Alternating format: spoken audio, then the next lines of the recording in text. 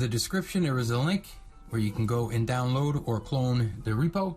You can do that by clicking on the green button, downloading, extracting. Let me just show you what's going on here. We have the pagination where if you click, you got a previous.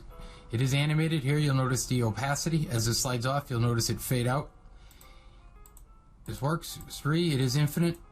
And if you just click on a picture, it will scroll to the next. This will work on Next.js and Create React App. The component will be the exact same. Here I'm using Gatsby Starter, and the only thing I added to the starter is I had to style components so that we can style it locally. I installed React icons, so we have the arrows in which to navigate, and Framer Motion, because that is a library that we are using for this particular component. Now in source, let's see what's going on here. I just have a page, component, everything you need, imported React, created my arrow function, imported and used one component gallery, and exported the page. Here I just put in the images we're using. There's 4 here, but I only used 3.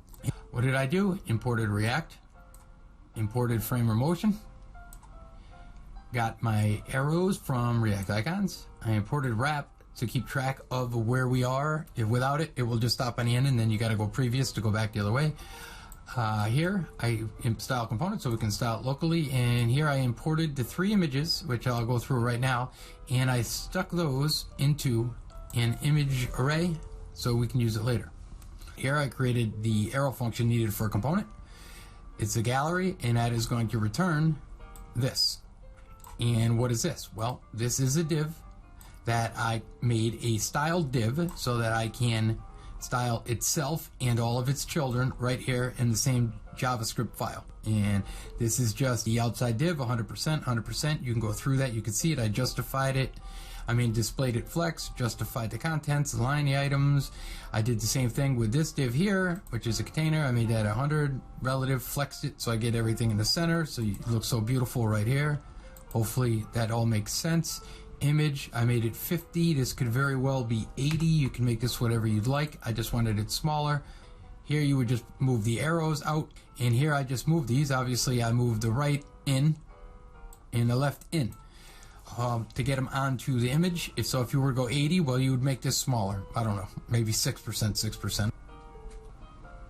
Here I just took an image and I made it motion. That's all you have to do to get the animation in Framer Motion, is whatever element you're using, just make it motion.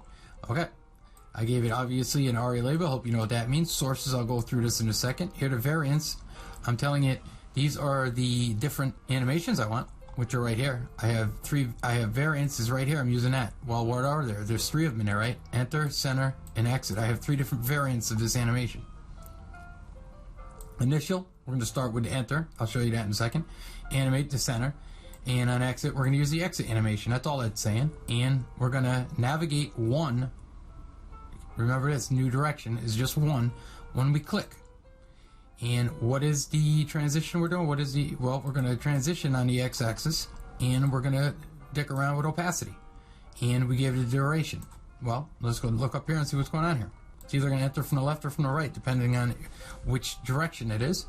So, if it's -1 or -1.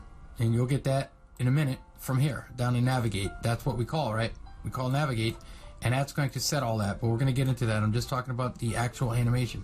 And the opacity is going to be 0 when it comes in, and when it gets to the center, it's going to stop, and the opacity is going to go to 1, and on exit, it's going to do the opposite. It's going to do the same thing that this was doing. It's either going to head out, and the opacity is going to go to 0, and it's going to take 0.6 seconds, right? We already decided that. On an image, it's just click. There is no, it's just navigate forward. You got to refresh that. That's just always going to go to the next. Why? Well, because we navigated just 1. Forward 1. That's going to all take place right here. So, what do? When we navigate, we decide what direction. What we do is we take the page, and this is all being kept track here. Page direction, set page, and use state. It's going to add the direction, and that's it. You get the new. So, why am I saying -1? Well, down here, unlike the image, here we actually decide. We're either going to put a 1 in there or a -1. So this makes it possible. Without this, and you say if you just had images and a query that tells which image to be on which page, when it gets to the end, it's not going to go all the way back. It's not going to be infinite. So you want to have this. That helps that. So that's all that's going on here. You have your use state to keep track of the page. We have our index image to make it, our image index to make it infinite, and so that it knows exactly what page it is and which image to be serving up. Our navigation will tell it to go, well, forward, next, or previous by 1.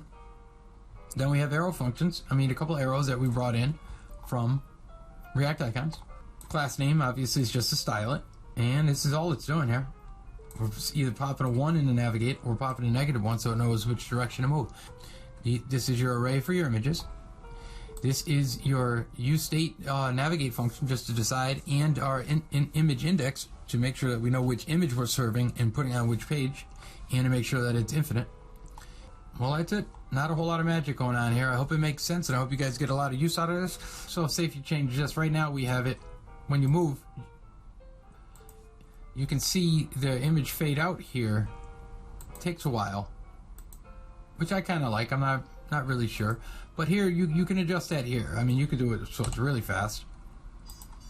So here, see how fast that comes and goes? You can set that. I think 4. I'll probably cut the difference and go with 4. I think 0.4. 400 milliseconds would probably be about right.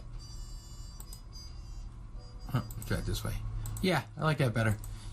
See it goes out, or you can take it away so that they're just fading in and out of each other. You can take away the X movement on the X-axis if you want, where one just fades into the other. That's entirely up to you. Just play around with the numbers. Hoping to get one of these up a day so you guys can start building a library of fully functional components that you can just drop into projects. Anyway, enjoy your quarantine, dude.